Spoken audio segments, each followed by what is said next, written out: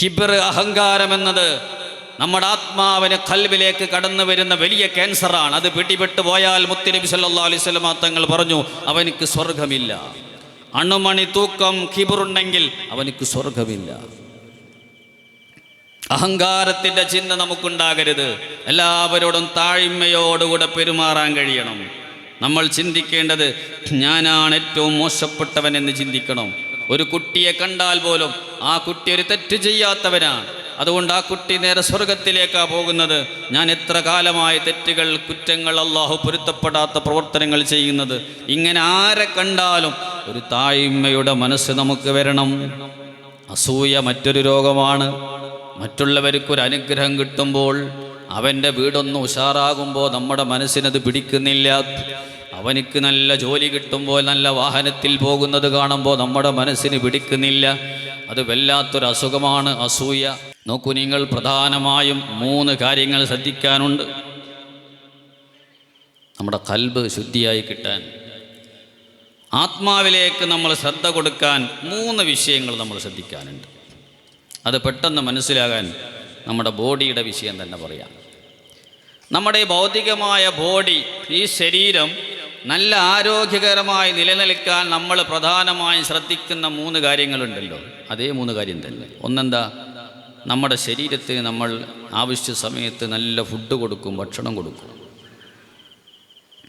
അത് ശരീരത്തിൻ്റെ ആരോഗ്യത്തിന് ആവശ്യമാണ്. അതുപോലെ തന്നെ രോഗം വന്നാൽ ചികിത്സിക്കും, അത് വേണം. അത് ശരീരത്തിൻ്റെ ആരോഗ്യം നിലനിൽക്കണമെങ്കിൽ ചികിത്സ ആവശ്യമാണ്. മറ്റൊന്ന് നമ്മൾ ശ്രദ്ധിക്കുന്നത് എന്താ? ക്ലീനിങ്, അല്ലേ? നമ്മളൊന്ന് വിയർത്ത് വന്നാൽ, അല്ലെ പണിയെടുത്ത് വന്നാൽ, ഒന്ന് കുളിച്ചാൽ ഒന്ന് ഫ്രഷായി. ക്ലീനിങ് എപ്പോഴും വേണം. നമ്മുടെ ശരീരത്തിന് നമ്മൾ ശ്രദ്ധിക്കുന്ന 3ാമത്തെ കാര്യമാണ് ക്ലീനിങ്. അപ്പോൾ ഭക്ഷണം, രോഗം വന്നാൽ ചികിത്സിക്കുക, ചേറായാൽ ക്ലീൻ ചെയ്യുക. ഈ 3 കാര്യം നമ്മൾ ബോഡിക്ക് നമ്മൾ ശ്രദ്ധിക്കാറില്ലേ? അതിന് വയല് വെക്കേണ്ട ആവശ്യമില്ലല്ലോ. വയല് വരേണ്ട ആവശ്യമുണ്ട്? ഏതെങ്കിലും വയലിൻ്റെ പരമ്പര നടക്കുന്ന സ്ഥലങ്ങളൊക്കെ ഉണ്ടല്ലോ, അവിടെ ഏതെങ്കിലും ഒരു വിഷയം, സബ്ജക്റ്റ് കൊടുത്ത് നിങ്ങൾ കണ്ടിട്ടുണ്ടോ? ഉച്ചഭക്ഷണം എന്ന് പറഞ്ഞിട്ടൊരു സബ്ജക്റ്റ്. ജനങ്ങളാരും, നാട്ടുകാരും ഭക്ഷണം കഴിക്കുന്നില്ല, അതുകൊണ്ട് ഉസ്താദെ ഒരു വിഷയം അങ്ങനെ ആയിക്കോട്ടെ, ഭക്ഷണം ആയിക്കോട്ടെ, അങ്ങനെ ഒരു സബ്ജക്റ്റ് കൊടുക്കാറുണ്ട്. അല്ലെങ്കിൽ ചികിത്സ, പനി വന്നാൽ എങ്ങനെ ചികിത്സിക്കണം, ഡോക്ടർമാരുടെ ക്ലാസ്സല്ല ഞാൻ പറയുന്നത്. അതാവശ്യമില്ല. കാരണം അത് നമ്മൾ ശ്രദ്ധിക്കുന്നുണ്ട്, ഓട്ടോമാറ്റിക്കായി നമ്മൾ ശ്രദ്ധിക്കുന്നുണ്ട് നമ്മുടെ ശരീരത്തിൻ്റെ വിഷയം. ശരീരത്തിന് നമ്മൾ 5 വക്തും ഭക്ഷണം കൊടുക്കുന്നുണ്ട്, അല്ലേ? 3 നേരം ഭക്ഷണം, രാവിലെയും വൈകുന്നേരവും കാൽച്ചായം കൂടെ കൂട്ടിയാൽ 5 വക്തായില്ലേ? നമ്മൾ ശരിക്കും നമ്മളെ ശരീരത്തിന് ഭക്ഷണം കൊടുക്കുന്നുണ്ട്. ചികിത്സ നമ്മളാരും പറയേണ്ട. നമുക്കൊരു തലവേദന വന്നാൽ നമ്മൾ ടാബ്ലറ്റ് കഴിക്കും, അടുത്തുള്ള ക്ലിനിക്കിലേക്ക് പോകും. പനി മറ്റതൊക്കെ വന്നാൽ നമ്മൾ ചികിത്സിക്കുന്നുണ്ട്, അതൊക്കെ വേണം. ക്ലീനിങ് നമ്മൾ നടത്തുന്നുണ്ട്, അത് ഓട്ടോമാറ്റിക്കായി നമ്മൾ ചെയ്യും. അത് ഉസ്താദുമാർ വയല് പറയേണ്ട ആവശ്യമില്ല. വയല് പറയേണ്ടത് 2ാമത്തെ വിഷയത്തിനാണ്, തസ്കിയത്തിന് വേണ്ടിയിട്ടാണ്. ആത്മാവിൻ്റെ വിഷയമാണ് പലരും ശ്രദ്ധിക്കാതെ പോകുന്നത്. ആത്മാവിനും ഇതേമാതിരി 3 കാര്യങ്ങൾ നമ്മൾ ശ്രദ്ധിക്കണം. ഒന്ന്, ആത്മാവിൻ്റെ ഭക്ഷണം. ആ ഭക്ഷണത്തിൽ ഏറ്റവും പ്രധാനപ്പെട്ടതാണ് 5 വക്ത് നിസ്കാരം. എത്ര ആളുകൾ അൽഹംദുലില്ലാഹ് അള്ളാഹുവിൻ്റെ തൗഫീഖ് കൊണ്ട് നമ്മൾ 5 വക്തും ഖളാഅതെ നിസ്കരിക്കുന്നു, ജമാഅത്തായി തന്നെ നിസ്കരിക്കുന്നു. അള്ളാഹു നമുക്ക് തൗഫീഖ് നൽകട്ടെ. ഒരു മുഅ്മിനായ മനുഷ്യൻ ഏറ്റവും കൂടുതൽ അതിൽ ശ്രദ്ധ കൊടുക്കണം. 5 വക്ത് നിസ്കാരം എന്നത് നമ്മുടെ 5 വക്ത് നമ്മൾ ശരീരത്തിന് ഭക്ഷണം കൊടുക്കുന്നത് പോലെ ആത്മാവിൻ്റെ ഭക്ഷണമാണ് 5 വക്ത് നിസ്കാരം എന്നുള്ളത്. അതിലൊരു വീഴ്ച നമ്മൾ വരുത്തരുത്. നമ്മൾ നാസ്ത, അല്ലേ, 9-10 മണിൻ്റെ ഇടയിൽ സാധാരണ ആളുകളൊക്കെ നാസ്ത കഴിക്കുന്നത്. ആ സമയം കണ്ട് വൈകിപ്പോയാൽ നമുക്കൊരു പ്രശ്നം, ഒരു വിഷമം വരുന്നുണ്ടല്ലോ. ചിലപ്പം ഭാര്യമാരോടെല്ലാം ഉമ്മമാരോടൊക്കെ ഇരുന്നൊക്കെ പറഞ്ഞു പോകില്ലേ, അല്ലേ? ആ ശരീരത്തിന് കൊടുക്കുന്ന ഭക്ഷണം ഒന്ന് ടൈം തെറ്റിയാൽ നമുക്ക് ദേഷ്യം വരുന്നുണ്ട്, വിഷമം വരുന്നുണ്ട്. എങ്കിൽ അതേ വിഷമം എന്താ? നിസ്കാരത്തിൽ സുബഹി ഒന്ന് ഖളായി പോയാൽ, അല്ലെങ്കിൽ നേരം വഴുകിയാൽ എന്താ നമുക്കൊരു വിഷമം വരാത്തത്?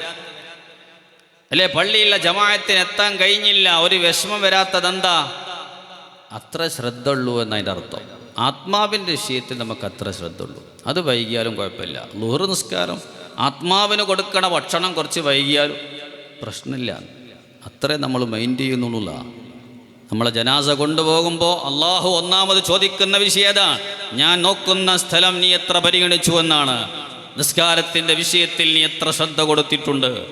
അതുപോലെ തന്നെ നമ്മൾ ചെല്ലുന്ന ദിക്റുകൾ, സ്വലാത്തുകൾ, ഇത് സ്വലാത്ത് വാർഷികമാണ്, ആത്മാവിൻ്റെ ഭക്ഷണമാണതെല്ലാം. നമ്മൾ കേട്ടുകൊണ്ടിരിക്കുന്ന ഇൽമ്, അൽഹംദുലില്ലാ അവിടെ ഭംഗിയായി ദർസ് നടക്കുന്നു. ആ ദർസിൽ മുതഅല്ലിമീങ്ങൾ പഠിക്കുന്ന ഇൽമ് അത് ആത്മാവിൻ്റെ ഭക്ഷണമാണ്. ഈ ഭക്ഷണം ഇല്ലാതായി പോയാൽ, നമ്മൾ ശരീരത്തിന് ഭക്ഷണം കൊടുത്തിട്ടില്ലെങ്കിൽ ശരീരം മരണപ്പെട്ടു പോകും. എങ്കിൽ അതേ മരണം ആത്മാവിന് സംഭവിക്കുന്നുണ്ട്. നമ്മൾ മരിക്കുന്നതിൻ്റെ മുമ്പ് തന്നെ നമ്മുടെ ഖൽബ് മരിക്കുന്നുണ്ട്. അള്ളാഹു നമ്മളെ കാത്തുരക്ഷിക്കട്ടെ. മഹാനായ അശ്ശൈഖ് നജ്മുദ്ദീൻ എന്ന് പറയുന്ന വലിയൊരു മഹാൻ, വലിയ ഗാംഭീര്യത്തോടുകൂടെ നടക്കുന്നവരാണ്. എപ്പോഴും അല്ലാഹ് എന്നുള്ള ചിന്തയിൽ ലയിച്ച് നടക്കുന്ന മഹാനാണ്. അവിടുത്തെ മുരീദന്മാർ, ശിഷ്യന്മാർ പറയുന്നു, ഞങ്ങളുടെ ഉസ്താദ് ശൈഖ് അവറുകൾ ചിരിക്കുന്നത് ഞങ്ങൾ ജീവിതത്തിൽ കണ്ടിട്ടില്ല. എപ്പോഴും അല്ലാഹ് എന്നുള്ള ചിന്തയിൽ ലയിച്ച് നടക്കുന്ന ഒരു മഹാനാണ്. പക്ഷെ അദ്ദേഹം ഒരിക്കൽ ചിരിച്ചു. എപ്പോഴാണ് ചിരിച്ചതെന്നറിയും? സാധാരണ എല്ലാവരും കരയുന്ന ഘട്ടത്തിലാണ് അദ്ദേഹം ചിരിച്ചത്. അദ്ദേഹത്തിൻ്റെ ഒരു കൂട്ടുകാരനുണ്ട്, ഒരു സ്വാലിഹായ മനുഷ്യനാണ് അദ്ദേഹത്തിൻ്റെ കൂട്ടുകാരൻ. ശൈഖ് അവറുകളുടെ സലാത്ത് മജ്ലിസിൽ, ദിക്ർ മജ്ലിസിൽ സ്ഥിരമായി വരുന്ന മനുഷ്യനാണ്. ശൈഖ് അവറുകളുമായി നല്ല ബന്ധം പുലർത്തുന്നൊരു സ്വാലിഹായ മനുഷ്യൻ മരണപ്പെട്ടു. അദ്ദേഹത്തിൻ്റെ ജനാസ കർമ്മങ്ങളൊക്കെ നിർവഹിച്ച് ഖബറടക്കി, ഖബർ മൂടിയ ശേഷം സാധാരണ തൽക്കീൻ ചൊല്ലി കൊടുക്കാറുണ്ടല്ലോ. ആ തൽക്കീൻ ചൊല്ലി കൊടുക്കുന്ന സമയത്ത് ആ ശൈഖ് അവറുകൾ ചിരിച്ചത്. അപ്പം ആരെങ്കിലും ചിരിക്കുമോ? ശിഷ്യന്മാർ പറയുന്നത്, ജീവിതത്തിൽ ഒരിക്കലും ശൈഖ് അവറുകൾ ചിരിക്കുന്നത് ഞങ്ങൾ കണ്ടിട്ടില്ല. എന്നാൽ ചിരിച്ചു. തൻ്റെ കൂട്ടുകാരനെ ഖബറടക്കി എല്ലാം കഴിഞ്ഞ് തൽക്കീൻ ചൊല്ലിക്കൊടുക്കുന്ന സമയത്ത് ശൈഖ് അവറുകൾ ചിരിച്ചു. എല്ലാവർക്കും അത്ഭുതമായിപ്പോയി. ആ സമയത്ത് ആരും ചോദിച്ചില്ല. പിന്നീട് ചോദിച്ചു, എന്താ നിങ്ങൾ ചിരിക്കാനുള്ള കാരണം?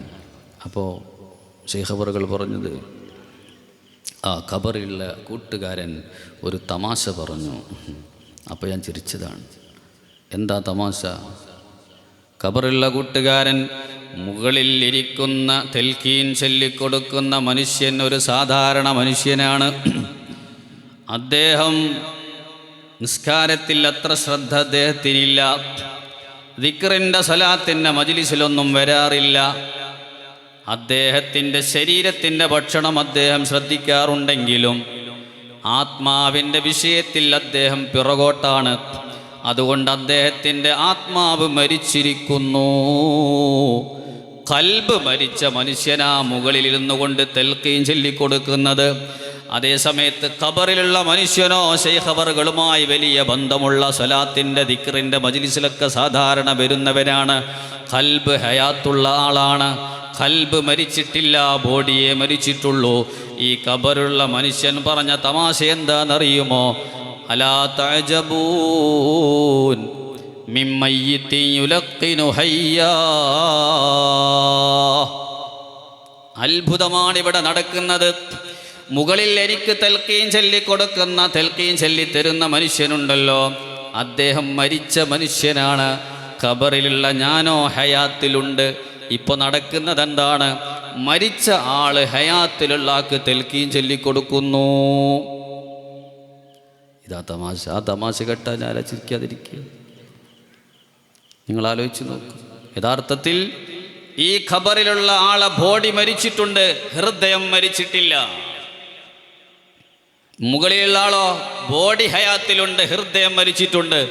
ആ മരിച്ച ആളാണ് ഹയാത്തിലുള്ള ആൾക്ക് തൽക്കീൻ ചൊല്ലിത്തരുന്നത് എന്ന് ഖബറിലുള്ള കൂട്ടുകാരൻ എന്നോട് പറയാണ്. ഇത് അത്ഭുതമല്ലേ എന്നാണ് ചോദിക്കുന്നത്.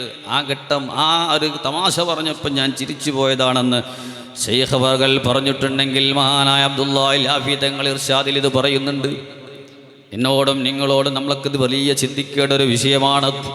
എന്താണ് നമ്മുടെ ഖൽബിൻ്റെ അവസ്ഥ? അതുകൊണ്ട് ഖൽബ് മരിക്കരുത്. അതുകൊണ്ട് കൃത്യമായ ഭക്ഷണം ഹൃദയത്തിന് കൊടുക്കേണ്ട, ആത്മാവിന് കൊടുക്കേണ്ട ഭക്ഷണം നമ്മൾ കൊടുക്കണം.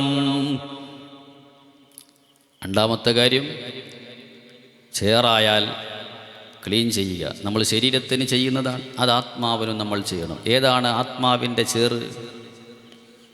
നമ്മുടെ ഖൽബ് എങ്ങനെ മോശമാകുന്നത്, ആത്മാവെങ്ങനെ മലിനമാകുന്നത്, നജസാകുന്നത്?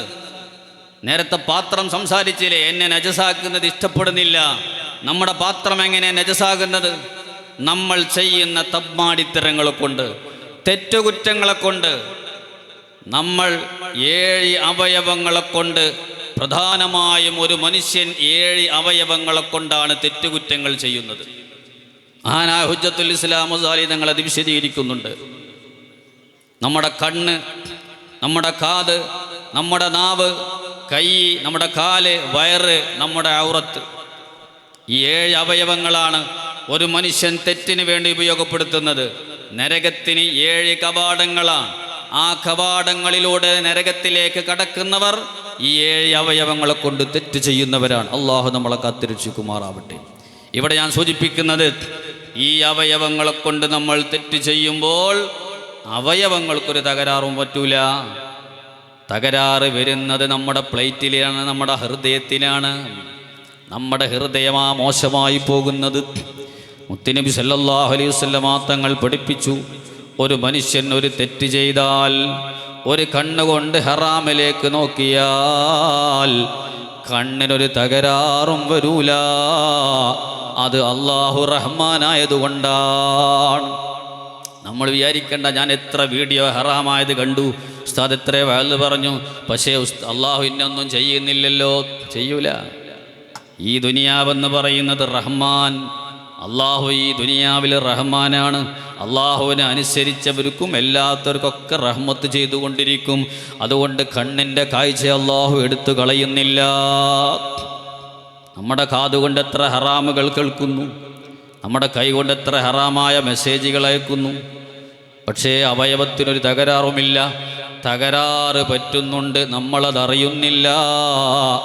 നമ്മുടെ ഹൃദയത്തിൽ മുത്തുനബി സല്ലല്ലാഹു അലൈഹി വസല്ലമ തങ്ങൾ പറഞ്ഞത്, ഈ അവയവങ്ങളെ കൊണ്ട് തെറ്റ് ചെയ്യുമ്പോൾ അതാ ഒരു കറുത്ത പുള്ളി നമ്മുടെ ഹൃദയത്തിലേക്ക് വരികയാണ്.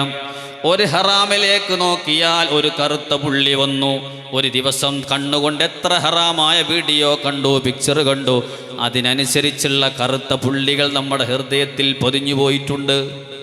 ഇത് സ്കാൻ ചെയ്താൽ അറിയുകയില്ല, ECG എടുത്താൽ അറിയില്ല. അങ്ങനൊരു ഭൗതിക സംവിധാനവും ഇത് കണ്ടുപിടിക്കാൻ ലോകത്ത് ഇതുവരെ കണ്ടുപിടിച്ചിട്ടില്ല, ഇനി പിടിക്കുകയുമില്ല.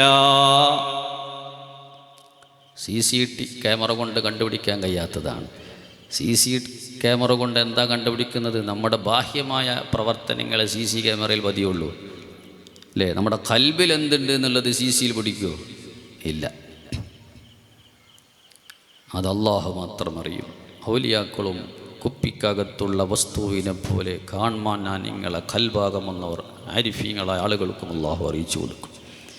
അപ്പം നമ്മുടെ ഹൃദയത്തിനാണ് ഈ തകരാറ് വരുന്നത്. അതുകൊണ്ടാണ് രണ്ടാമത് നമ്മൾ ശ്രദ്ധിക്കേണ്ടത്, നമ്മളെ അവയവങ്ങളെ കൊണ്ട്, തെറ്റുകുറ്റങ്ങളെ കൊണ്ട് നമ്മുടെ ഹൃദയം മലിനമാകുന്നു, കറുത്ത് കരിക്കട്ട പോലെയാകുന്നു. അതുകൊണ്ട് വളരെയധികം നമ്മൾ ശ്രദ്ധിക്കണം. നമ്മുടെ തെറ്റുകുറ്റങ്ങൾ അല്ലാഹു പുറത്തു തരട്ടെ. നമ്മുടെ സലാത്ത് മജ്ലിസ്, നമ്മൾ ചെല്ലുന്ന ദിക്റുകൾ, അതൊക്കെ തെറ്റുകൾ പൊറുക്കാൻ കാരണമാണ്. പ്രധാനമായും നമ്മൾ ചെയ്തു കൂട്ടിയ തെറ്റുകുറ്റങ്ങൾ ഒന്ന് കരഞ്ഞുകൊണ്ട് അള്ളാഹുവിനോട് നമ്മൾ പറഞ്ഞാൽ ആ കറകളൊക്കെ മായ്ച്ചു കളയാൻ ഏറ്റവും നല്ലതാണ് ഒന്ന് തൗബ ചെയ്യുക എന്നത്. അള്ളാഹു നമുക്ക് നസുഹായ തൗബ നൽകട്ടെ. എൻ്റെ ചെറുപ്പക്കാരോട് പ്രത്യേകം ഓർമ്മപ്പെടുത്തട്ടെ, ഇന്ന് ഡിസംബർ 29. 2 ദിവസം കഴിഞ്ഞാൽ, നാളെയല്ല മറ്റന്നാൾ രാത്രി സുബ്ഹാനല്ലാഹ് ന്യൂ ഇയർ ആഘോഷിക്കാൻ വേണ്ടി പലരും കാത്തിരിക്കുകയാണ്. എൻ്റെ ഈമാനുള്ള ചെറുപ്പക്കാരെ, നമ്മളത്തരം ഒരു ആഘോഷത്തിലും നമ്മൾ പങ്കെടുത്തു പോകരുത്. നമ്മുടെ ഈമാൻ നഷ്ടപ്പെടുത്തുന്ന, നമ്മുടെ ഹൃദയം ദുഷിപ്പിക്കുന്ന പ്രവർത്തനങ്ങളാണ്. നിങ്ങൾ കേട്ടിട്ടില്ലേ, ഒരു പടക്കശാലക്ക് തീ പിടിച്ചിട്ട് ലക്ഷങ്ങളുടെ നഷ്ടം, ബിൽഡിങ്ങുകൾ, കാറുകളൊക്കെ കത്തിപ്പോയത്? എന്തിനാ പടക്കങ്ങളൊക്കെ? ന്യൂ ഇയർ ആഘോഷിക്കാൻ വേണ്ടിയിട്ട് വാങ്ങിക്കൊണ്ടുവച്ചതായിരുന്നു. ഒരു മുസ്ലിമിനെ സംബന്ധിച്ചിടത്തോളം ജനുവരി 1 നമ്മുടെ ന്യൂ ഇയർ. നമുക്ക് മുഹറം 1. ഒരു വർഷം പിന്നീട് പുതിയൊരു വർഷം നമ്മളിലേക്ക് കടന്നു വരുമ്പോൾ ഈമാനുള്ളവർ ചിന്തിക്കേണ്ടത് ആഘോഷിക്കാനല്ല. അങ്ങനൊരാഘോഷം ഇസ്ലാം പഠിപ്പിച്ചിട്ടില്ല. ക്രിസ്തു വർഷമാണ് കലണ്ടറിലുള്ളത്, ജനുവരിയും ഫെബ്രുവരിയും ഒക്കെ. അത് നമ്മുടെ വർഷമല്ല. ഒരു മുഅ്മിൻ അത് ആഘോഷിക്കൽ യോജിച്ചതല്ല. നമ്മുടെ വർഷം മുഹറമാ. മുത്തുനബി സല്ലല്ലാഹു അലൈഹി വസല്ലമ തങ്ങളെ ഹിജ്റയാകുന്ന അടിസ്ഥാനപ്പെടുത്തിക്കൊണ്ട് വർഷം തുടങ്ങിയത് ഹിജ്റ വർഷം മുഹറം 1-ാമത്തെ മാസമായിട്ട്, ന്യൂ ഇയർ ആയിട്ട്.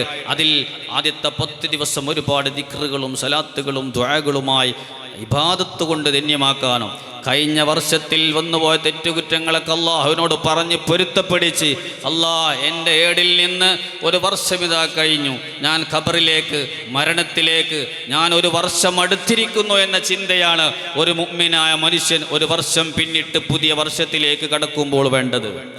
അല്ലാതെ മെഴുകുതിരി കത്തിച്ചോ പടക്കം പൊട്ടിച്ചോ ന്യൂ ഇയർ ആഘോഷിക്കുന്നത് ഒരു മുസ്ലിമിന് പാടില്ല, അത് യോജിച്ചതുമില്ല. അതുകൊണ്ട് ചെറുപ്പക്കാരായ നമ്മളാരും അതിൽ പെട്ടുപോകരുത്. നമ്മുടെ കൽബ് ദുഷിച്ചു പോകും. നമ്മുടെ കൽബിലേക്ക് അത്തരം പ്രവർത്തനങ്ങളെ കൊണ്ടുണ്ടായിത്തീരുന്ന ഭവിഷ്യത്തുകൾ ചെറുതല്ല. അതുകൊണ്ട് വളരെയധികം ശ്രദ്ധിക്കണം. 3-ാമത്തെ കാര്യം, നമ്മുടെ ഹൃദയത്തിൽ നമ്മൾ ശ്രദ്ധിക്കേണ്ട 3-ാമത്തെ കാര്യം, അതും കൂടെ പറഞ്ഞ് ഞാൻ അവസാനിപ്പിക്കുകയാണ്. വളരെ പ്രധാനമായി നമ്മൾ ശ്രദ്ധിക്കേണ്ടതാണ്. നമ്മുടെ ശരീരത്തിന് രോഗം വന്നാൽ നമ്മൾ ചികിത്സിക്കുമെങ്കിൽ ഹൃദയത്തിനും ഒരുപാട് രോഗങ്ങൾ വരാനുണ്ട്. അതിൽപ്പെട്ട ഒന്നാണ് കിബിർ എന്നുള്ളത്. നമ്മൾ ശരീരത്തിന് ക്യാൻസർ, അത് വല്ലാത്ത രോഗമായി നമ്മളൊക്കെ പേടിക്കുന്നുണ്ട്. എങ്കിൽ അതിലേറെ പേടിക്കേണ്ട ഒരു ക്യാൻസറാണ് കിബിർ എന്നുള്ളത്. അഹങ്കാരമെന്നുള്ളത്, ഞാൻ വലിയവനാണെന്നുള്ള ചിന്ത, മറ്റുള്ളവരൊക്കെ എൻ്റെ താഴെയാണ്, ഞാനാണ് ഇവിടുത്തെ വലിയ ആൾ എന്നുള്ള ചിന്ത ഒരു അധികാരത്തിൻ്റെ പേരിലും നമുക്ക് വന്നു പോകരുത്. ഇബിലീസ് നോക്കൂ നിങ്ങൾ, ഇബിലീസിനെ പുറത്താക്കപ്പെടാനുള്ള കാരണമെന്താ? അവൻ വ്യഭിചരിച്ചതല്ല, കള്ളു കുടിച്ചതല്ല, അവൻ നിസ്കരിക്കാത്ത കുഴപ്പമില്ല, അവൻ്റെ അത്ര ഇബാദത്തെടുത്തൊരു വ്യക്തി ലോകത്തില്ല. മഹാനായ ഗസാലി ഇമാം മിൻഹാജിൽ അത് പഠിപ്പിക്കുന്നുണ്ട്. ഇബ്ലീസ് എത്ര കൊല്ല ഇബാദത്തെടുത്തത്? അള്ളാഹ്ക്ക് സുജൂദ് ചെയ്തത് എത്ര കൊല്ലാന്നറിയോ? 100 കൊല്ലോ 1000 കൊല്ലോ അല്ല, 80,000 വർഷം ഇബാദത്തെടുത്ത വ്യക്തിയായി ഇബ്ലീസ്. 80,000 കൊല്ലം ജീവിച്ച ഒരാൾ ഈ ലോകത്തുണ്ടോ? അല്ലെങ്കിൽ അത്ര കൊല്ലം ഇബാദത്തെടുത്തൊരു വ്യക്തിയുണ്ടോ? മാത്രമല്ല, മലക്കുകൾക്ക് ദർസ് നടത്തിയ വലിയ മുദർരിസാണ്. സാധാരണ നമ്മൾ ഒരു 40 കൊല്ലം 50 കൊല്ലൊക്കെ ദർസ് നടത്തിയാൽ അവർക്ക് വലിയ ആദരവ് നമ്മൾ നൽകാറുണ്ട്. എന്നാൽ ഇബ്ലീസ് എത്ര കൊല്ലം ദർസ് നടത്തിയത്? 50, 100, 1000 അല്ല, 20,000 കൊല്ലം മലക്കുകൾക്ക് ദർസ് നടത്തിയിട്ടുണ്ട്. പക്ഷേ അവൻക്ക് ഓരോ ആകാശത്തിലും പ്രത്യേകമായ പേരുകളുണ്ട്. വലിയ, ആരിഫ്, തഖി, എന്തെല്ലാം പേരുകളാണ് ഉള്ളത്. പക്ഷേ അതെല്ലാം തകർന്നടിഞ്ഞുപോയി. എന്തേ കാരണം? ഒരൊറ്റ ചിന്ത കൽബിലേക്ക് വന്നു. ആദം അലൈഹിസ്സലാത്തു വസ്സലാമിനെ ബഹുമാനിക്കണമെന്ന് പറഞ്ഞപ്പോൾ അതിനെന്നെ കിട്ടൂല, അന ഖൈറും മിൻഹു, ഞാൻ ആദമിനേക്കാൾ വലിയ ആളാണ്. ഈ ചിന്ത അതന്നെ. എല്ലാ സ്ഥാനങ്ങളും അള്ളാഹു വലിച്ചെറിഞ്ഞ് അവനെ പുറത്തേക്ക് എറിഞ്ഞു. ഫഖ്റുജ് മിൻഹ, ഗെറ്റ് ഔട്ട്, ഇനി എനിക്ക് ഇവിടെ നിൽക്കാൻ സ്ഥാനമില്ല. കിബ്ർ, അഹങ്കാരം എന്നത് നമ്മുടെ ആത്മാവിന് ഖൽബിലേക്ക് കടന്നു വരുന്ന വലിയ ക്യാൻസറാണ്. അത് പിടിപെട്ടു പോയാൽ മുത്തുനബി സല്ലല്ലാഹു അലൈഹി വസല്ലം തങ്ങൾ പറഞ്ഞു, അവനിക്ക് സ്വർഗമില്ല. അണുമണി തൂക്കം കിബ്റുണ്ടെങ്കിൽ അവനിക്ക് സ്വർഗമില്ല. അഹങ്കാരത്തിൻ്റെ ചിന്ത നമുക്കുണ്ടാകരുത്. എല്ലാവരോടും താഴ്മയോടുകൂടെ പെരുമാറാൻ കഴിയണം. നമ്മൾ ചിന്തിക്കേണ്ടത് ഞാനാണ് ഏറ്റവും മോശപ്പെട്ടവൻ എന്ന് ചിന്തിക്കണം. ഒരു കുട്ടിയെ കണ്ടാൽ പോലും ആ കുട്ടി ഒരു തെറ്റ് ചെയ്യാത്തവനാണ്, അതുകൊണ്ട് ആ കുട്ടി നേരെ സ്വർഗത്തിലേക്കാണ് പോകുന്നത്. ഞാൻ എത്ര കാലമായി തെറ്റുകൾ, കുറ്റങ്ങൾ, അള്ളാഹു പൊരുത്തപ്പെടാത്ത പ്രവർത്തനങ്ങൾ ചെയ്യുന്നത്. ഇങ്ങനെ ആരെ കണ്ടാലും ഒരു താഴ്മയുടെ മനസ്സ് നമുക്ക് വരണം. അസൂയ മറ്റൊരു രോഗമാണ്. മറ്റുള്ളവർക്കൊരു അനുഗ്രഹം കിട്ടുമ്പോൾ, അവൻ്റെ വീടൊന്ന് ഉഷാറാകുമ്പോൾ നമ്മുടെ മനസ്സിനത് പിടിക്കുന്നില്ല. അവനിക്ക് നല്ല ജോലി കിട്ടുമ്പോൾ, നല്ല വാഹനത്തിൽ പോകുന്നത് കാണുമ്പോൾ നമ്മുടെ മനസ്സിന് പിടിക്കുന്നില്ല. അത് വല്ലാത്തൊരു അസുഖമാണ് അസൂയ. മുത്തുനബി സല്ലല്ലാഹു അലൈഹി വസല്ലം തങ്ങൾ പഠിപ്പിച്ചു, നമ്മൾ ചെയ്തു പോയ നന്മ, നമ്മൾ ചെയ്ത നമ്മുടെ നിസ്കാരങ്ങളും നമ്മുടെ ഇബാദത്തുകളൊക്കെ നശിപ്പിക്കുന്ന വല്ലാത്തൊരു രോഗമാണ് അസൂയ എന്നുള്ളത്. ഇങ്ങനെ തുടങ്ങിയാൽ ഒരുപാട് ആ വിഷയത്തിൽ പറയാനുണ്ട്. ഉസ്താദുമാർ ഇടയ്ക്കിടയ്ക്ക് നമുക്ക് അതിൻ്റെ ഉപദേശങ്ങൾ നൽകുന്നുണ്ട്. അതുകൊണ്ട് നമ്മൾ ഏറ്റവും കൂടുതൽ നമ്മൾ ഖൽബിലേക്ക് നമ്മൾ ശ്രദ്ധ കൊടുക്കണം. അപ്പോൾ ഖൽബിന് ആവശ്യമായ, ആത്മാവിന് ആവശ്യമായ ഭക്ഷണം നമ്മൾ കൃത്യമായി കൊടുക്കണം. 5 വക്ത് നിസ്കാരത്തിൽ നല്ല ശ്രദ്ധ നമ്മൾ കൊടുക്കണം. ഇവിടെ നടക്കുന്ന സലാത്ത് മജ്ലിസുകൾ, ദിക്റിൻ്റെ മറ്റ് ആത്മീയ സദസ്സുകളിലൊക്കെ, അത്തരം മജ്ലിസുകൾ തന്നെ നമ്മൾ വിളിക്കുന്ന പേരെന്താണ്? ആത്മീയ സദസ്സ്. അത് ആത്മാവിനുള്ള ഭക്ഷണം. അതുകൊണ്ട് ആത്മീയ സദസ്സ് എന്ന് പറയുന്നത് വിജ്ഞാനം, അത് ആത്മീയ സദസ്സാണ്, ആത്മാവിനുള്ള ഭക്ഷണം. അപ്പം അതിൽ നല്ല ശ്രദ്ധ കൊടുക്കുക. അതുപോലെ നമ്മൾ അവയവങ്ങൾ നമ്മൾ ശരിക്ക് ശ്രദ്ധിക്കുക, സൂക്ഷിക്കുക. തെറ്റുകുറ്റങ്ങളിൽ നിന്ന് പരമാവധി വിട്ടുനിന്ന് ഹൃദയം കറുത്തു പോകുന്ന എല്ലാ ചിന്തകളിൽ നിന്നും, ഹറാമുകളിൽ നിന്നും വിട്ടുനിൽക്കുക. കിബിർ, അസൂയ പോയിടത്ത രോഗങ്ങൾ വരാതെ എല്ലാവരോടും നല്ല സ്വഭാവത്തിൽ, നല്ല പെരുമാറ്റത്തിൽ. ഇതല്ലേ മഹാന്മാരായ ഔലിയാക്കൾക്ക് കിട്ടിയത്. മഹാനായ ഇബ്രാഹിം അദ്ഹം റളിയല്ലാഹു അൻഹു നോക്കൂ നിങ്ങൾ. നമുക്ക് വലിയ പാഠം അവിടുത്തെ ചരിത്രത്തിൽ നമുക്കുണ്ട്. എല്ലാം വിട്ടെറിഞ്ഞു പോയതാ. വലിയ അഹങ്കാരിയായിരുന്നു മഹാനായ ഇബ്രാഹിം അദ്ഹം റളിയല്ലാഹു അൻഹു. ബൽഹ് എന്ന് പറയുന്നത് വിശാലമായ രാജ്യമാണ്. ആ രാജ്യത്തിൻ്റെ മൊത്തം അധികാരം അതിൻ്റെ രാജാവായി വാണ്. വലിയ പരിവാരങ്ങളും പട്ടാളങ്ങളും വലിയ കൊട്ടാരങ്ങളുമുള്ള രാജാവായിരുന്നു ഇബ്രാഹിം അദ്ഹം റളിയല്ലാഹു അൻഹു. പക്ഷേ ആ അഹങ്കാരമെല്ലാം വലിച്ചെറിഞ്ഞ് അള്ളാഹുവിലേക്ക് മനസ്സ് തിരിച്ച് മഹാനവറുകൾ ഇറങ്ങി പുറപ്പെട്ടത് തറക്തുൽ ഖൽഖ തുറം ഫീ റിളാക. അള്ളാഹുവേ, ഞാൻ എല്ലാം ഉപേക്ഷിക്കുകയാണ്. ഞാൻ എത്ര കൊല്ല അഹങ്കാരിയായി ഇങ്ങനെ ജീവിക്കുന്നത്. മഹാനവറുകൾ വിട്ടുപോകാൻ പല കാരണങ്ങളുമുണ്ട്, അതിലേക്ക് ഞാൻ കടക്കുന്നില്ല. എല്ലാം വിട്ടെറിഞ്ഞ് അള്ളാഹുവിലേക്ക് മഹാനവറുകൾ യാത്ര തിരിച്ചപ്പോൾ അള്ളാഹു ഉന്നതമായ സ്ഥാനം കൊടുത്തു. സാഹിദീങ്ങൾ എന്ന് പറയുന്നത് ഔലിയാക്കളിൽ ഉന്നതമായ സ്ഥാനമുള്ള സാഹിദീങ്ങൾ, ദുനിയാവിനെ വലിച്ചെറിഞ്ഞവരാണ് സാഹിദീങ്ങൾ. മഹാനായ ജിബ്രീൽ അലൈഹിസ്സലാത്തു വസ്സലാം സാഹിദീങ്ങളെ പട്ടികകൾ ഇങ്ങനെ എഴുതിയെടുക്കുകയാണ്. സാഹിദീങ്ങളായ ഔലിയാക്കളെ പട്ടിക തയ്യാറാക്കുമ്പോൾ ഇബ്രാഹിം അദന്തങ്ങൾ പറഞ്ഞു, ആ പട്ടികയിൽ എന്നൊന്ന് പെടുത്തുമോ? ജിബ്രീൽ അലൈഹിസ്സലാമിനോട് അല്ലാഹു ഓർഡർ നൽകി. റഈസു സാഹിദീൻ, സാഹിദീങ്ങളെ പ്രസിഡൻ്റായിട്ട് രേഖപ്പെടുത്തണം ഇബ്രാഹിം അദ്ഹം തങ്ങളെ. കാരണം എല്ലാം വിട്ടെറിഞ്ഞ് എന്നിലേക്ക് വന്നവരാണ്. അതുകൊണ്ട് തന്നെ മഹാനവറുകൾ ഒരു സംഭവം നോക്കൂ നിങ്ങൾ. മഹാനവറുകൾ ഇങ്ങനെ യാത്ര ചെയ്യുന്ന സമയത്ത് ഒരു കേസ് നടന്നുകൊണ്ടിരിക്കുകയാണ് ഒരു നാട്ടിൽ. അവിടെ പോലീസുകാരെത്തിയിട്ടുണ്ട്. അപ്പോൾ പോലീസുകാരൻ എവിടെ കൂടുതൽ ആളുകളൊക്കെ കൂടിയിരിക്കുന്ന സ്ഥലം എവിടെയെന്ന് ചോദിച്ചു. മഹാനവറുകൾ ഒരു ഖബറിസ്ഥാനി കാണിച്ചു കൊടുത്തു. അവിടെ കുറേ ആളുകളുണ്ട്. അവർക്ക് ചിന്ത പരലോകത്തിൻ്റെ ചിന്തയാണ്. അപ്പോൾ പോലീസുകാരനത് പിടിച്ചില്ല, നല്ല അടി കൊടുത്തു. എന്നെ കളിയാക്കുക, പരിഹസിക്കുക.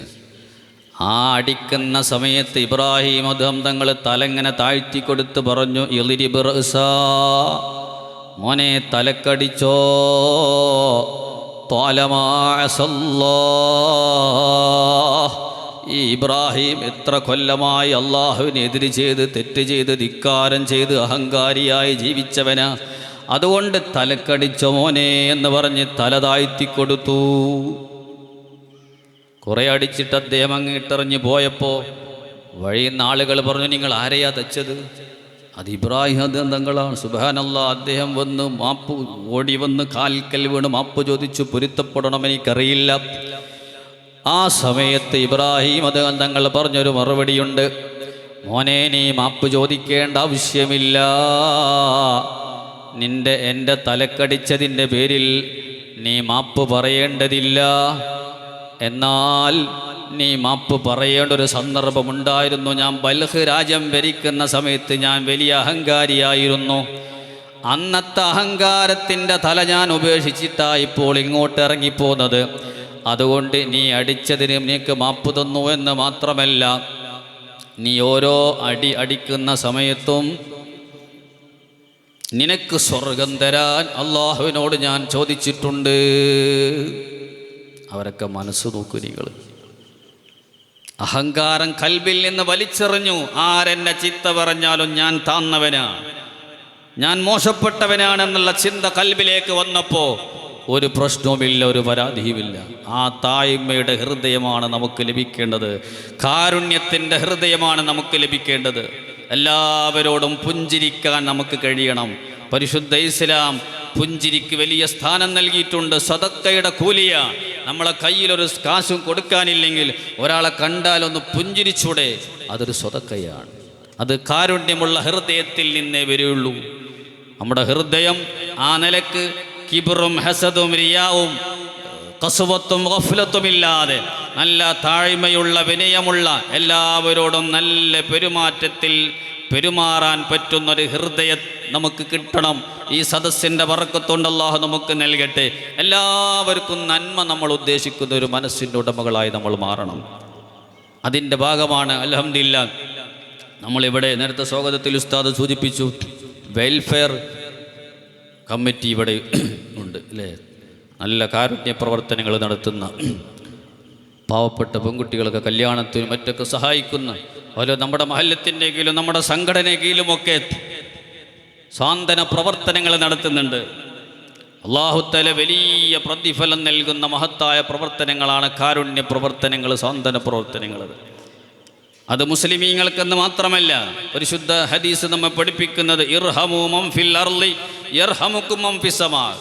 ഭൂമിയിലുള്ള എല്ലാവരോടും നിങ്ങൾ കരുണയിൽ പെരുമാറണം. അവിടെ മുസ്ലിമീങ്ങളെന്ന് പ്രത്യേകം പറഞ്ഞിട്ടില്ല. എല്ലാവരോടും കാരുണ്യത്തിൻ്റെ പെരുമാറ്റം, അങ്ങനത്തെ ഒരു ഹൃദയം നമുക്ക് കിട്ടണം. എങ്കിൽ യർഹമുകും മൻ ഫിസ് സമാ, ആകാശത്തിൻ്റെ അധിപൻ നിങ്ങൾക്ക് റഹ്മത്ത് ചെയ്യും. മഹാന്മാരായ ഔലിയാക്കളൊക്കെ ചരിത്രങ്ങൾ എടുത്തു നോക്കൂ നിങ്ങൾ. അവരൊരു സ്വന്തം ഇബാദത്തായി കൂടിയതല്ല. അവർ പാവങ്ങളെ സഹായിക്കുക, സാന്ത്വന പ്രവർത്തനങ്ങൾ നടത്തുക. മഹാനായ കഴിഞ്ഞ മാസം നമ്മൾ അനുസ്മരിച്ചത് നോക്കൂ നിങ്ങൾ, മഹാനായ സുൽത്താനുൽ ആരിഫീൻ അഹ്മദുൽ കബീർ റിഫായി റളിയല്ലാഹു അൻഹു അനുസ്മരിച്ചില്ലേ നമ്മൾ. മഹാനവറുകൾ കാരുണ്യ പ്രവർത്തനത്തിൽ നമുക്ക് വലിയ മാതൃകയാണ്. നാട്ടിൽ എവിടെയെങ്കിലും ഒരു രോഗിയുണ്ടെന്നറിഞ്ഞാൽ, നാട്ടിൽ തന്നെ കടന്നില്ല, വേറെ ഏതെങ്കിലും ഒരു നാട്ടിൽ രോഗിയുണ്ടെന്നറിഞ്ഞാൽ മഹാനവറുകൾ അവിടെ ചെല്ലും, അയാളെ ശുശ്രൂഷിക്കും, അയാൾക്ക് വേണ്ടി എല്ലാം ചെയ്തു കൊടുത്തിട്ട് ചിലപ്പോൾ നാട്ടിലേക്ക് 2 ദിവസം കഴിഞ്ഞിട്ടൊക്കെ തിരിച്ചെത്താറുള്ളത്. റോട്ടിലേക്ക് ചിലപ്പോൾ ഇങ്ങനെ ഇറങ്ങി നിൽക്കും. എന്തിനാണ്?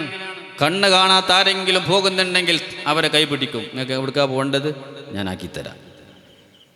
നോക്കൂ നിങ്ങൾ, അവരൊക്കെ സുൽത്താനുൽ ആരിഫീൻ ഔലിയാക്കളെ പട്ടികൾ ഉണ്ടുമ്പോൾ ലോകത്തറിയപ്പെട്ട 4 കുത്തുബുകൾ. ആ 4 കുത്തുബുകളിൽ 2ാം സ്ഥാനത്ത്, ചിലർ 1ാം സ്ഥാനത്ത് തന്നെ എണ്ണിയവരാണ് സുൽത്താനുൽ ആരിഫീൻ മഹാനവറുകൾ. അള്ളാഹുവിൻ്റെ ബറക്കത്തുകൊണ്ട് നമ്മളൊന്നാക്കി തരട്ടെ. അവരൊക്കെ ചെയ്തു വെച്ച പ്രവർത്തനങ്ങൾ നോക്കൂ നിങ്ങൾ. ഭക്ഷണം കൊടുക്കുന്ന വിഷയത്തിൽ സുബ്ഹാനല്ലാഹ്, മഹാനവറുകൾ സ്വന്തം കയ്യിൽ കാശില്ലെങ്കിലും മലമുകളിൽ കയറി വിറക് വെട്ടി അത് തലയിൽ കെട്ട് ചുമന്നുകൊണ്ട് അങ്ങാടിയിൽ കൊണ്ടുവന്ന് കച്ചവടം ചെയ്യുന്നു. എന്തിനാണ്? ബിസിനസ് നടത്താനല്ല. ആ കാശ് കൊണ്ട് ഭക്ഷണപ്പൊതി വാങ്ങും, എന്നിട്ട് പാവങ്ങളിലേക്ക് എത്തിച്ചു കൊടുക്കും. ഭക്ഷണം കൊടുക്കുന്നതിന് വലിയ പ്രതിഫലമാണല്ലോ ഇസ്ലാം കൽപ്പിച്ചിട്ടുള്ളത്. പല ഹദീസുകളിലും കാണാം മുത്തുനബി സല്ലല്ലാഹു അലൈഹി വസല്ലം തങ്ങളോട് അയ്യുൽ ഇസ്ലാമി അഫ്ളലു, ഏറ്റവും ശ്രേഷ്ഠമുള്ളത് ഇസ്ലാമിലെ ഏത് പ്രവർത്തനമാണെന്ന് ചോദിച്ചപ്പോൾ ഭക്ഷണം കൊടുക്കലാണ്. അൽഹംദുലില്ലാഹ്, നേരത്തെ ഉസ്താദ് ഇവിടെ സൂചിപ്പിച്ചു, നമ്മുടെ ദർസിന് വേണ്ടി പലരും സഹായിക്കുന്നവരുണ്ട്. വലിയൊരു ഭാഗ്യമാണ് അൽഹംദുലില്ലാഹ്. ഈ വർഷം നമ്മൾ തുടക്കം കുറിച്ച മഹത്തായ ദർസ് ഒരു നാട്ടിൽ എൻ്റെ ഉമ്മമാരൊക്കെ ഉണ്ടായതുകൊണ്ട് നമ്മൾ ദർസിൻ്റെ തുടക്കത്തിൽ അത് സൂചിപ്പിച്ചിട്ടുണ്ട്. ഉമ്മമാരൊക്കെ ധാരാളമുള്ള സദസ്സായി കൊണ്ട് ആ കാര്യം കൂടെ സൂചിപ്പിച്ച് ഞാൻ നിർത്തുകയാണ്. നമ്മുടെ നാട്ടിന് വലിയൊരു ബറക്കത്താണ് ദർസ് എന്നുള്ളത്. മുത്തുനബി സല്ലല്ലാഹു അലൈഹി വസല്ലം തങ്ങൾ പഠിപ്പിച്ചൊരു ഹദീസ് പറയട്ടെ. ഒരു നാട്ടിലൊരു ദർസ് നടക്കുന്നുണ്ടെങ്കിൽ ആ നാട്ടിൽ വലിയൊരു ബറക്കത്താണ്. ഒരു മുതഅല്ലിം ആ നാട്ടിലുള്ള ഖബർസ്ഥാനിയിലൂടെ ഒരു മുതഅല്ലിം ഇങ്ങനെ നടന്നുപോയാൽ,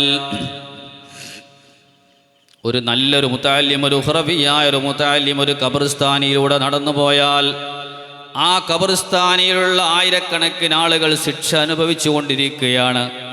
അതിലൂടെ ഒരു മുതഅല്ലിം നടന്നു പോയാൽ ഉടനെ അള്ളാഹുവിൻ്റെ ഓർഡർ വരും മലക്കുകളോട്, സ്റ്റോപ്പ്, നിർത്തണം എന്ന് പറയും. തെറ്റുകുറ്റങ്ങൾ ചെയ്ത് അവരെ ശിക്ഷിച്ചുകൊണ്ടിരിക്കുകയാണ് ഖബറിൽ. പക്ഷെ ഒരു മുത്തഅല്ലിം അതിലൂടെ നടന്നു പോയപ്പോൾ അള്ളാഹു ഓർഡർ ചെയ്യുന്നു, സ്റ്റോപ്പ്, മലക്കുകൾ ഇനി നിർത്തണം, 40 ദിവസത്തേക്ക് ഇനി അവരെ ശിക്ഷിക്കരുത്. എന്താ അവിടെ നടന്നത്? ഖത്മുൽ ഖുർആൻ നടന്നിട്ടുണ്ടോ? 70,000 തെഹ്ലീൽ ചൊല്ലിയിട്ടുണ്ടോ? അല്ലെങ്കിൽ ഇഖ്ലാസ് ഓതിയിട്ടുണ്ടോ? ഒരു ഫാത്തിഹ പോലും ഓതിയിട്ട് ഈ മുത്തഅല്ലിം ഹദി ചെയ്തിട്ടില്ല. ആ മുത്തഅല്ലിം ആ ഖബർസ്ഥാനിലൂടെ പോയിട്ടേ ഉള്ളൂ. അള്ളാഹുവിൻ്റെ ഓർഡർ വന്നു, 40 ദിവസത്തേക്ക് ഇനി ശിക്ഷയില്ല. എൻ്റെ ദീൻ പഠിക്കുന്ന, ഇൽമ പഠിക്കുന്ന ഒരു മുത്തഅല്ലിം നടന്നതിൻ്റെ ബറക്കത്താണ് ആയിരക്കണക്കിന് ആളുകൾ ആ ഖബറടക്കപ്പെട്ട ഖബർസ്ഥാനിയിലൂടെ. ഒരു മുത്തഅല്ലിം നടന്നു പോയതിന് ഇത്രയും വലിയ പവറുണ്ടെങ്കിൽ നിങ്ങൾ ആലോചിച്ചു നോക്കൂ. ഒരു നാട്ടിൽ ദർസ് നടക്കുമ്പോൾ എന്തൊരു വലിയ നിഅമത്താണ്, ബറക്കത്താണ് ആ നാട്ടുകാർക്ക് അള്ളാഹു നൽകുന്നത്. അള്ളാഹു നിലനിർത്തി തെരുമാറാവട്ടെ. മുത്തഅല്ലിമീങ്ങൾക്ക് നമ്മൾ ഭക്ഷണം കൊടുക്കുമ്പോൾ അൽഹംദുലില്ലാഹ് പല വീട്ടുകാരും 1, 2, 3 നേരം കൊടുക്കുന്നവരുണ്ട്. അവരെ സന്തോഷത്തിന് വേണ്ടി ഞാൻ പറയുകയാണ്, നമ്മളങ്ങനെ ഭക്ഷണം കൊടുക്കുമ്പോൾ നല്ല നിയ്യത്തിൽ കൊടുക്കണം. കാരണം വലിയ പ്രതിഫലമാണ് ഇൽമിൻ്റെ വിഷയത്തിൽ നമ്മൾ കൊടുക്കുന്ന സഹായങ്ങൾ, സദഖകൾ. കാരണം നമ്മൾ കൊടുക്കുന്ന ഭക്ഷണത്തിൽ നിന്നാണ് ആ മുത്തഅല്ലിമീങ്ങൾക്ക് പഠിക്കാനുള്ള എനർജി ലഭിക്കുന്നത്. അല്ലേ? നേരത്തെ സൂചിപ്പിച്ചല്ലോ നമ്മൾ, ഭക്ഷണം അത് നമ്മുടെ ആരോഗ്യം നിലനിൽക്കാൻ അനിവാര്യമാണ്. ഭക്ഷണം, വെള്ളമൊക്കെ ആരോഗ്യം നിലനിൽക്കാൻ അനിവാര്യമാണ്. അപ്പോൾ നമ്മൾ കൊടുത്ത ഭക്ഷണം അവർ കഴിച്ച് വെള്ളം കുടിച്ച് അവർ വർഷങ്ങളോളം ഇവിടെ പഠിച്ച് അങ്ങനെ ഒരു കോളേജിൽ പോയി അവരിറങ്ങി ഒരു മഹല്ലത്തിൽ, ഒരു ദർസിൽ അല്ലെങ്കിൽ സ്ഥാപനത്തിൽ അവർ ഇൽമിൻ്റെ സേവനം നടത്തിക്കൊണ്ടിരിക്കും. ആ ഒരു മുത്തഅല്ലിം വളർന്നൊരു പണ്ഡിതനായി എത്ര കാലമാണോ മരണം വരെ ഇവിടെ സേവനം ചെയ്യുന്നത്, അതിൻ്റെ ഒക്കെ പ്രതിഫലം ഈ ഭക്ഷണം കൊടുത്ത, ഈ പോറ്റി വളർത്തിയ ഉമ്മക്ക് കിട്ടിക്കൊണ്ടിരിക്കും. അല്ലേ? നമ്മൾ കൊടുത്ത ഭക്ഷണം കൊണ്ടാണ് അവർക്ക് ഇബാദത്തെടുക്കാനുള്ള ആരോഗ്യം ലഭിച്ചത്, എനർജി ലഭിച്ചത്. ആ ആരോഗ്യം കൊണ്ടാണ് അവരിവിടെ നിസ്കരിക്കുന്നത്, അവർ ഇൽമു പഠിക്കുന്നത്. അവർ നിസ്കരിക്കുന്നതിൻ്റെയും ഇൽമു പഠിക്കുന്നതിൻ്റെയും അവർ പഠിച്ചൊരാലിമായി ഇറങ്ങി ഒരു മഹല്ലത്തിൽ സേവനം ചെയ്യുന്നതിൻ്റെ ഒക്കെ പ്രതിഫലം ഈ ഭക്ഷണം കൊടുത്ത വീട്ടുകാർക്ക് ലഭിക്കും. നിങ്ങൾ ആലോചിച്ച് നോക്കൂ. ഈ ഭക്ഷണം കൊടുത്ത ഉമ്മ ഒരു പക്ഷേ ഖബറിലായിരിക്കാം, ഉപ്പ ഖബറിലായിരിക്കാം. ആ ഉപ്പക്ക് ഇങ്ങനെ കിട്ടിക്കൊണ്ടിരിക്കുകയാണ്. ഈ മുത്തഅല്ലിം പഠിക്കുകയാണ് ദർസിൽ, അല്ലെങ്കിൽ അവൻ ആലിമായ ഒരു സ്ഥാപനത്തിൽ അല്ലെങ്കിൽ ഒരു മഹല്ലത്തിൽ സേവനം ചെയ്യുകയാണ്. അതിൻ്റെയൊക്കെ പ്രതിഫലം ഈ ഉമ്മയുടെ ഉപ്പയുടെ അക്കൗണ്ടിലേക്ക് ഇങ്ങനെ വന്നുകൊണ്ടിരിക്കും. ചെറിയൊരു വിഷയമല്ല ഭക്ഷണം കൊടുക്കുക എന്നുള്ളത്. ഈ റമളാനിൻ്റെ തലേ ദിവസം എൻ്റെ വീട്ടിലൊരു ഫാമിലി വന്നിരുന്നു, മലപ്പുറം ജില്ലയിൽ നിന്ന്, മണ്ണാർക്കാട് ഭാഗത്ത് നിന്ന്. അവരുടെ ഉമ്മയുടെ കഥ അവർ പറഞ്ഞു. 35 വർഷം മുമ്പ് മരണപ്പെട്ടു പോയ അവരുടെ ഉമ്മ, ആ ഉമ്മയെ ഇപ്പോഴും ആ ഉമ്മയുടെ ഖബറിങ്ങൽ ഓത്ത് നടക്കുന്നുണ്ടെന്നാണ്. 35 കൊല്ലമായി മരണപ്പെട്ടു പോയിട്ട് ഇപ്പോഴും ആ ഉമ്മയുടെ ഖബറിൻ്റെ അടുക്കൽ ഓത്ത് നടക്കുന്നു. അവരെ മക്കളും മരുമക്കളുമായിട്ട് അവിടെ ഓതാനുള്ള ഉസ്താദിന് കാശ് കൊടുത്ത് ഒരു ഷെഡ് കെട്ടിയിട്ട് ഇപ്പോൾ ഓത്ത് നടന്നുകൊണ്ടിരിക്കുകയാണ്. അത്ഭുതപ്പെട്ടു പോയി. അപ്പോൾ കാര്യങ്ങൾ അന്വേഷിച്ചു പറഞ്ഞത്, ഈ ഉമ്മ ആലിമീങ്ങളെ, മുത്തഅല്ലിമീങ്ങളെ വല്ലാതെ സ്നേഹിക്കുന്ന ഉമ്മയാണ്. സ്വന്തം കൈകൊണ്ട് അവിടെ എത്ര ഉസ്താദുമാരുണ്ടെങ്കിലും മുത്തഅല്ലിമീങ്ങളുണ്ടെങ്കിലും 5, 6, 7 കുട്ടികളൊക്കെ ആ ഉമ്മയുടെ വീട്ടിൽ വരും ഭക്ഷണം കഴിക്കാൻ. സ്വന്തം കൈ കൊണ്ട് തന്നെ ഉണ്ടാക്കി കൊടുക്കും. അത് ആ ഉമ്മയുടെ വല്ലാത്തൊരാഗ്രഹം. അതിൻ്റെ ഒരു ബറക്കത്താണ് ഞാൻ മനസ്സിലാക്കുന്നത്. ഇത്രയും കൊല്ലമായിട്ടും ആ ഉമ്മക്ക് ഓത്തിങ്ങനെ കിട്ടിക്കൊണ്ടിരിക്കുകയാണ്. വല്ലാത്തൊരു പ്രതിഫലമാണ് ഇൽമിൻ്റെ സേവനം. നമ്മുടെ സമസ്തയുടെ 100ാം വാർഷികമാണ് നാളെ, അതിൻ്റെ പ്രഖ്യാപനമാണല്ലോ നടക്കുന്നത്. ആ മഹത്തായ സമസ്ത പണ്ഡിത സഭയാണ്. ഇൻഷാ അല്ലാഹ് നമ്മളൊക്കെ അതിൽ പോകണം. 10,000-ഓളം ആലിമീങ്ങൾ അണിനിരക്കുന്ന വലിയ പ്രഗത്ഭരായ സൂഫി വര്യന്മാരായ വലിയ വലിയ ആലിമീങ്ങൾ സംബന്ധിക്കുന്ന മഹത്തായ ആ ആലിമീങ്ങളൊക്കെ വളർത്തിയെടുത്തതാരാ? ഇത്തരം ഉമ്മമാരാണ്. ഈ മുസാവറയിലുള്ള തുടക്കം മുതലെയുള്ള മുഴുവൻ ആലിമീങ്ങൾ നിങ്ങൾ ആലോചിച്ച് നോക്ക്. ആ ആലിമീങ്ങളെ വളർത്തിയവരാരാ? ഈ ഉമ്മമാരാണ്. ഉമ്മമാര് ഭക്ഷണം കൊടുത്ത് മഹാനായ സുൽത്താനുൽ ഉലമ ഉസ്താദ് അവർ അല്ലാഹു ആഫിയത്തുള്ള ദീർഘായുസ്സ് നൽകട്ടെ. പലപ്പോഴും ഉസ്താദിൻ്റെ പ്രഭാഷണത്തിൽ നിങ്ങൾ കേട്ടിട്ടില്ലേ, ചില വീട്ടിൽ ഭക്ഷണം കൊടുത്ത ഉമ്മനെ പറയും, ഉപ്പനെ പറയും. ഈ ഇരിക്കുന്ന ആലിമീങ്ങൾ നമ്മളൊക്കെ, നമുക്ക് വീട്ടുകാർ ഭക്ഷണം തന്നിട്ടാണ് നമ്മൾ ഇൽമു പഠിച്ചത്. അതുകൊണ്ട് തന്നെ നമ്മുടെ പ്രാർത്ഥനയിൽ ഒരിടം മരണം വരെ അവർക്ക് കിട്ടും. അള്ളാഹു നമ്മുടെ ദർസ ഇസ്സത്താക്കി തരട്ടെ. നമ്മുടെ ദർസും ഇവിടെ നടക്കുന്ന മദ്രസയും മറ്റ് ദീനീ സംരംഭങ്ങളൊക്കെ അള്ളാഹു നമ്മളിൽ നിന്ന് കബൂൽ ചെയ്യുമാറാവട്ടെ.